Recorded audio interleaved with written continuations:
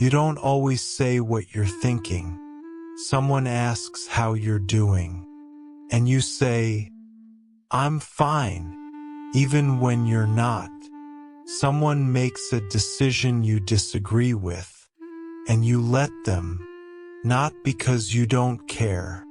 You care a lot, actually, but something in you goes quiet. A meeting, a dinner, a conversation with someone you love. You had something to say. You felt it, and then you didn't say it. You waited too long, or someone else started talking, or you decided it wasn't worth it. And later, alone, you thought of everything you could have said. This video is about you if you learned to stay quiet even when you had something to say. Not because you're shy, not because you're an introvert, not because you don't have words. You have plenty of words. You just learned, somewhere at some point, that saying them wasn't always safe. And here's what's strange. Why do you still go silent? Even when it's safe now. We'll come back to that. Let's name what this actually looks like. Because it's not always obvious. It's not always the person sitting in the corner, saying nothing. Sometimes it looks like agreeing when you don't agree. Saying whatever you want when you actually have a preference. Laughing something off that hurt you. Letting someone else pick the restaurant, the plan, the topic, even when they ask you directly. It looks like swallowing a sentence halfway through. Starting to speak, then stopping, then saying, "No, it's nothing." It looks like typing a message, reading it back, and deleting it.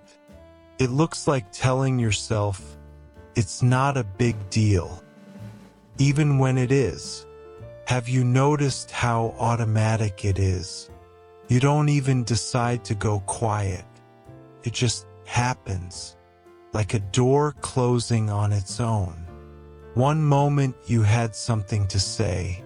The next moment, the moment passed, and you let it sit with that, because this isn't about personality. This isn't just who you are. You weren't born pressing your words down. You learned to. Something or someone taught you that your voice had a cost, that speaking up changed the energy in the room, that disagreeing made things harder, that it was easier and safer to stay small. And so you did, again and again, until staying quiet stopped feeling like a choice. It just felt like you. Think back.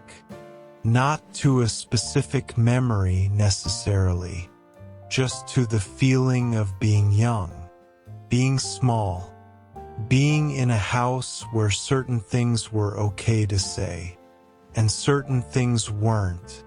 Maybe no one ever told you directly.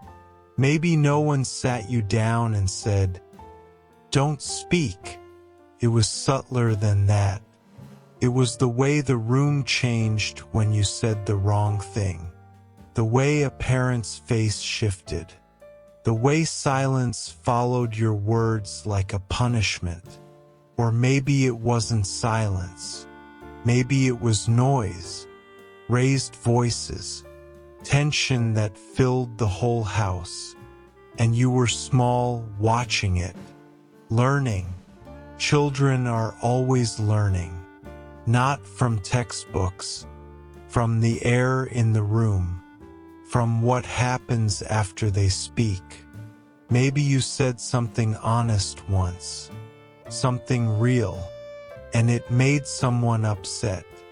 Not a little upset, the kind of upset that scared you, and you filed that away, somewhere deep. My words did that. My words caused that. So next time you were more careful. You watched first. You read the room. You figured out what kind of mood everyone was in before you decided whether it was safe to exist loudly.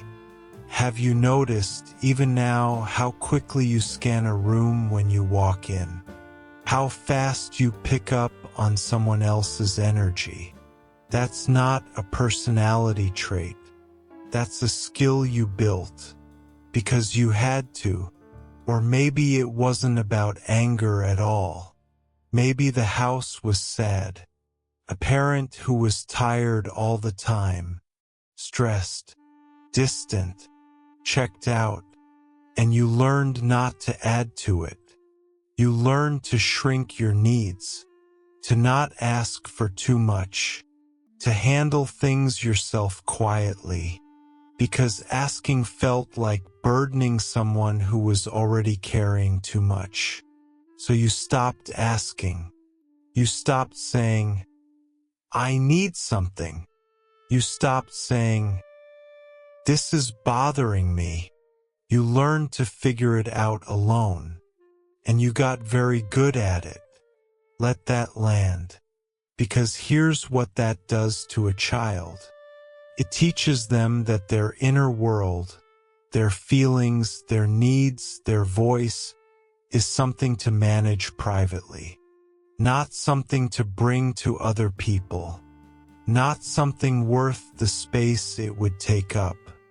Or maybe you grew up around someone who always had more to say than you. Louder, stronger, more certain. And every time you tried to speak, they spoke over you. Not always meanly, sometimes without even realizing. But the message landed the same way. Your words don't quite fit here. Wait your turn. Actually, there is no turn.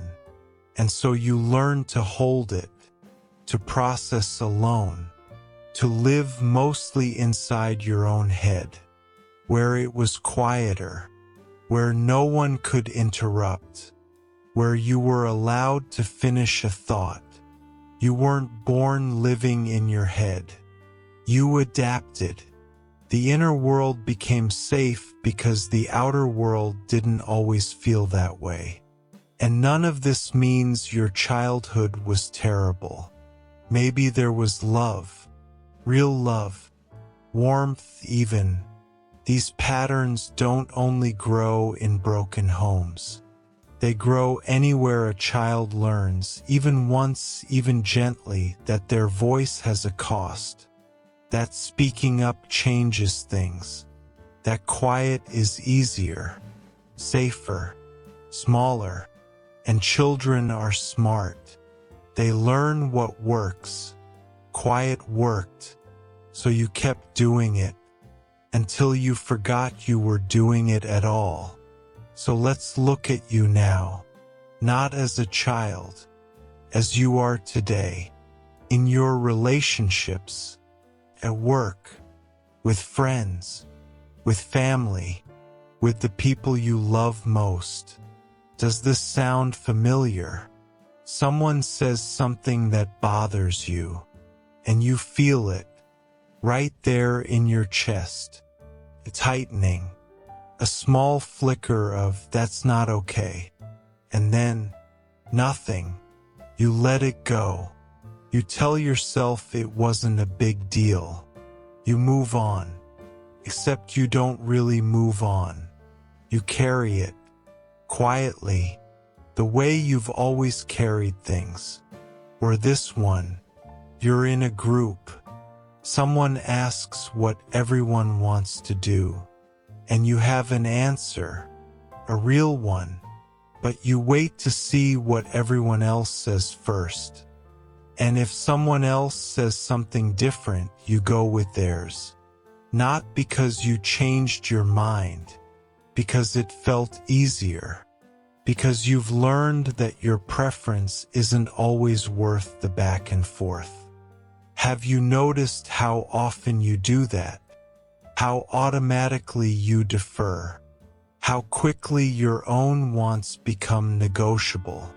Or this, someone asks if you're okay, and you are not okay, but you say, "Yeah, I'm fine."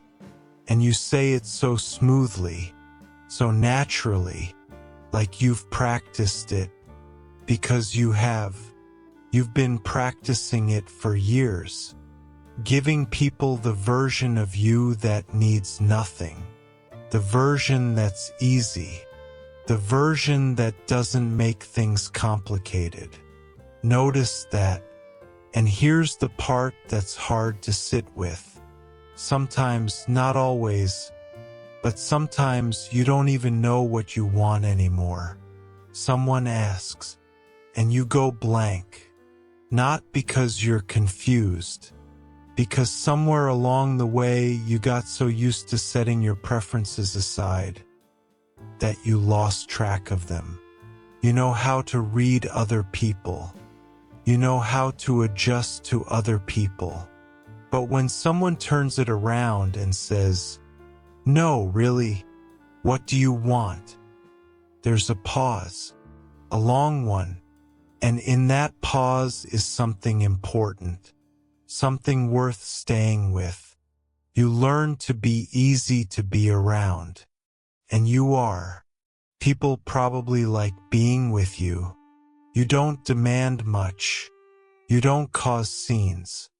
You're steady, calm, reasonable, but somewhere underneath all of that steadiness, there's a voice, small, patient, waiting. It's been waiting a long time. Here's what no one talks about. Staying quiet has a price, not always a loud price, not a dramatic one. It's a slow price, paid in small amounts, over a long time. It shows up in relationships. You're with someone you care about, and something is wrong between you. You can feel it, but you don't bring it up, because bringing it up means a conversation, and that conversation might get uncomfortable, and uncomfortable feels dangerous. Even when it isn't, even when this person is safe, even when they've never once made you feel like you shouldn't speak. Your body still braces, your throat still tightens, and you stay quiet, and the thing that was wrong between you stays wrong, just underground now, where it's harder to reach. It shows up in loneliness, real loneliness, the kind you can feel even in a full room, even surrounded by people who care about you, because they know the version of you that shows up. The calm one, the easygoing one, the one who's always fine, but they don't always know what's underneath. Not because they don't want to, because you haven't shown them, because showing them felt like too much to ask, like it might change how they see you, like it might be too much.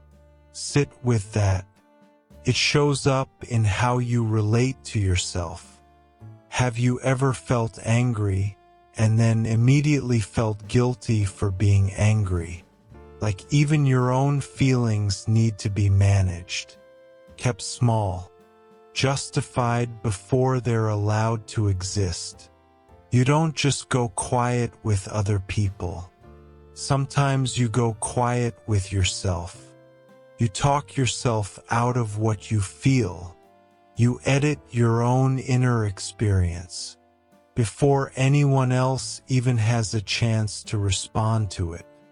And here's the part that makes it complicated.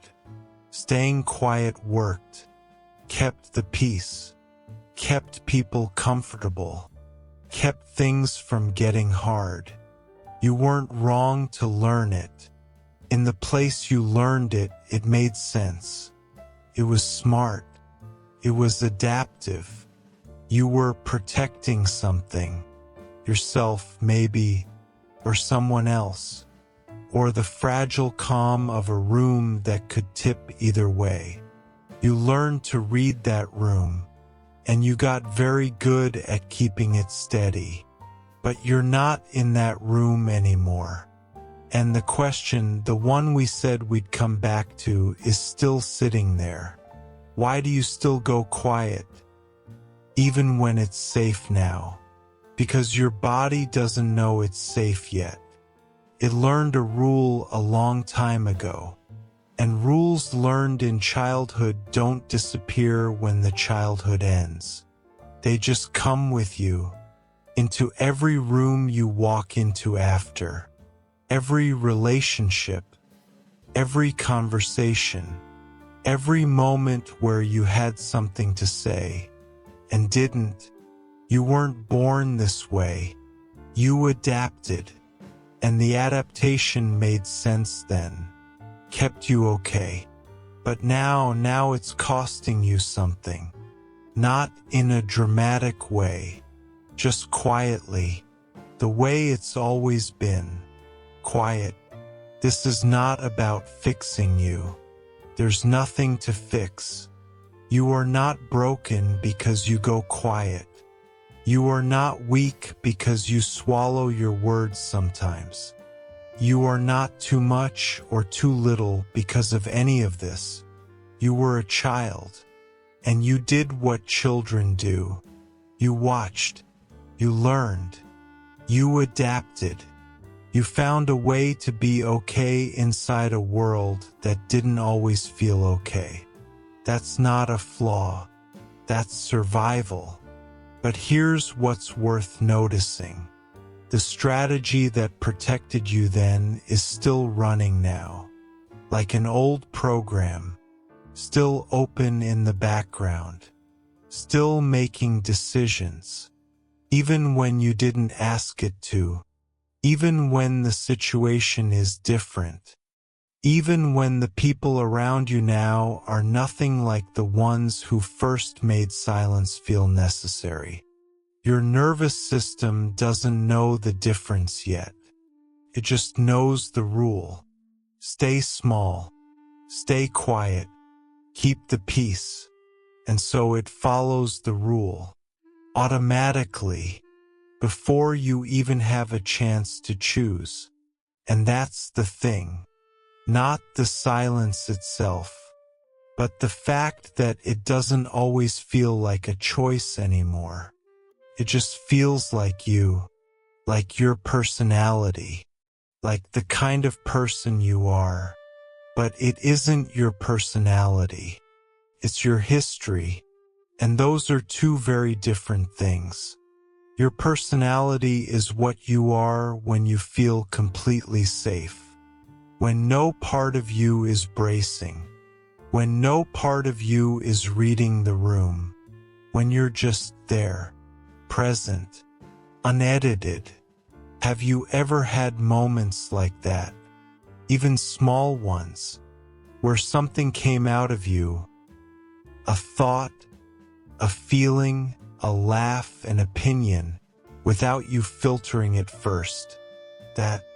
That's closer to who you actually are. The quietness isn't you. It was a coat you put on. A coat you've worn so long it feels like skin. But it isn't. Underneath it, there is still a voice. There has always been a voice. It didn't go away. It just learned to wait. And maybe right now that's enough to know. Not to fix it. Not to force yourself to suddenly speak up in every room. Not to perform loudness as a way of overcorrecting. Just to know. The voice is still there. It was always there. Waiting. Patient. The way you taught it to be. You learned to stay quiet. And for a long time that kept you safe. You learned to read the room before you spoke. You learned to measure your words. To weigh them. to decide in a split second whether they were worth the risk.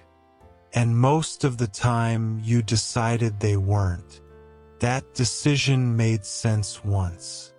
In a smaller world, with higher stakes, when you were young and the people around you were big and the room could shift with a single wrong word.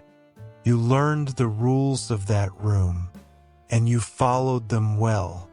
But you've walked through many rooms since then, and you carried the rules with you into friendships, into relationships, into every place where someone asked what you thought, and you said, "I don't mind."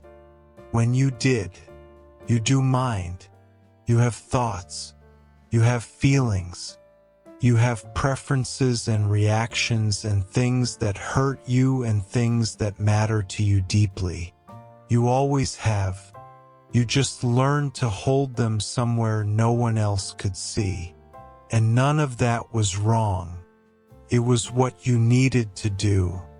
It was how you stayed okay. But you are not in that room anymore. And somewhere quietly, slowly, a part of you already knows that. It's the part that still has something to say. The part that types the message and deletes it. The part that lies awake at night finishing conversations that ended hours ago. The part that knows exactly what it would have said, if it had felt safe enough to say it. That part hasn't given up.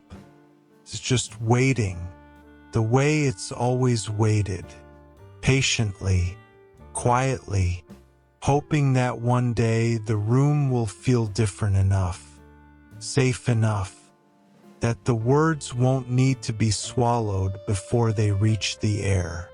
You're not broken. You're not too quiet. You're not too much or too little or too anything. You are someone who learned very early, very deeply, that silence was safer than sound. And now you know where that came from. That's not nothing. That's the beginning of something. Let that land.